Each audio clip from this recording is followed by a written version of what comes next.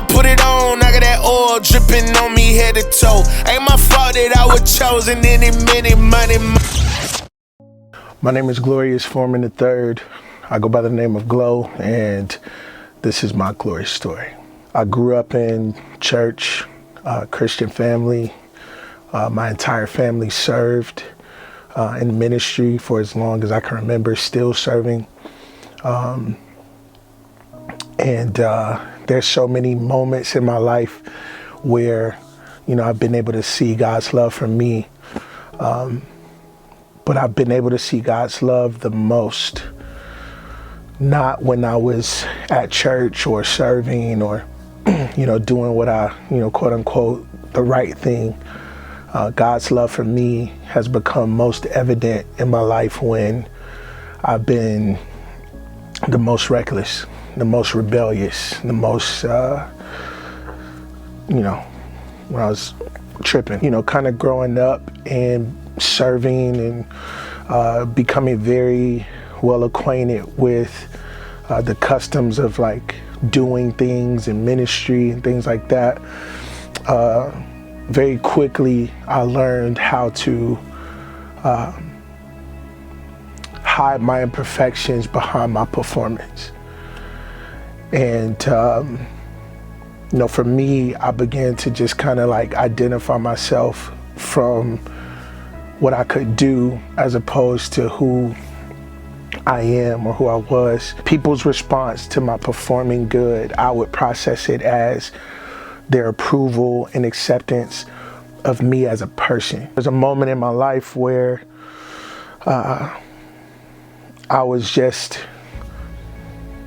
getting all these things because of like performing and stuff, but I was still empty. I was still searching, trying to validate myself. Cause like when you train yourself to live from a place of like applause and you identify applause with approval, when you're not getting the hand claps or the applause or anything like that, you feel like nobody accepts you. So when you walk into the room, you feel like you gotta be the loudest person in the room or the one that stands out. I felt like I had to just be so big. It pushed me into this cycle and this habit. For me, I ran to relationships. I'm someone who, I love love, right? I love the idea of love. My desire is to be a husband, a father, and all that one day. But there was a moment in time period in my life where I would run to relationships because I was like desiring for this affection that I could get, like that had nothing to do with like my talents or my gifts. I just wanted somebody to be with somebody who would love me for me, good, bad, beautiful, ugly, all of it, because I didn't want the pressures of performing all the time. Crazy thing is, in the relationships that I would run to, I would find myself performing. Whenever I felt like I wasn't being what I thought the other person wanted me to be, or times when I felt insecure about myself, I would just resort back to perform. Buy this thing or do this thing or set this thing up and try to win over the affection through performance. I really just didn't know who I was. I hadn't really lived inside of who I was. Honestly, I was scared of me. I was scared of what I would see. I didn't think anything was good about me other than what people applauded for. And so a few years ago, this is kind of one of the moments in my adult life where I was able to just kind of embrace the full love of God for myself. There was a relationship I was in and it ended badly.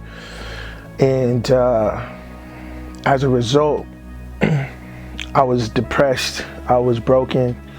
I thought that it was going wrong because something was wrong with me. I seemed to be the one to blame on everything and things like that. And I started cutting my arms And then one day I just like poured a whole lot of sleeping pills out on the table and took them all. And thank God, as you can see, I'm still here. But it was an eye-opening process and season where I realized, man, like I have a tendency of putting people on such a high pedestal and trying to locate myself within other people. And when I end up not finding myself in those people, or when the version of myself that I build for those people begins to fall, then I lose my identity. And it was during that time where God would just visit me and invite me into a journey of saying, hey, like, I love you, and I want to invite you into discovering who you are with me. And I promise, no matter how messy it gets, no matter how much of your flaws show up, no matter how good you think you perform in or how bad you think you perform in, like, the one thing God promised me was, I will always be with you. And so that was a moment in my life that really helped me. So fast forward to now, I'm still on that journey. I'm discovering who I am. It's not pretty. It's not perfect every day. I've took some losses, learned some things, but one thing I've learned, and one thing I hope my life can share and show, is that it doesn't matter who you are, where you're from, what you're doing, what you think you've done. God loves you. And to be honest, I didn't believe it at one point. Even growing up in church, right? Like, even growing up in church, singing these songs about the love of God and how much God loves us past our flaws and sins, it was hard for me to believe it because I didn't love me. I didn't love me for real. Like, my biggest struggle in life has been learning how to love myself. And then believing that God would love me, because I'm like, bro, I don't even love me. How you gonna love me?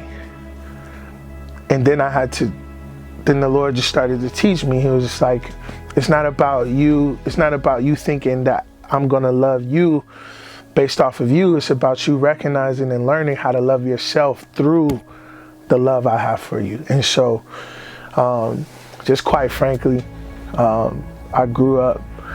Now, I was a short, fat kid, right? I was a short, fat kid in school. I was, nobody wanted, right? Like, I would like girls and they wouldn't like me back. Or, I'd go through school like rejection after rejection after rejection. And I was like, man, being called ugly, being called fat, being used, and all these things stuck around and framed my mind. And like, I remember playing basketball in 7th and 8th grade, and I lost all this weight, but I still had this rejected mind. I still had this mindset that was like, yo, I need to try hard. You feel me? I need to strive. And I would put myself at the mercy of people's approval and validation. And when I felt like I didn't get it, whatever I needed to do to make myself the version of a person that I thought they would accept or validate, I would do it.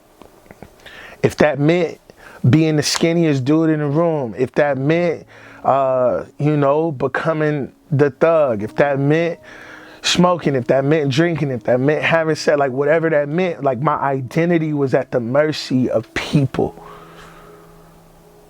And still God loved me, and his love for me showed up in the way where he grabbed hold of my mind and my heart and said, listen, I created you to create yourself for me.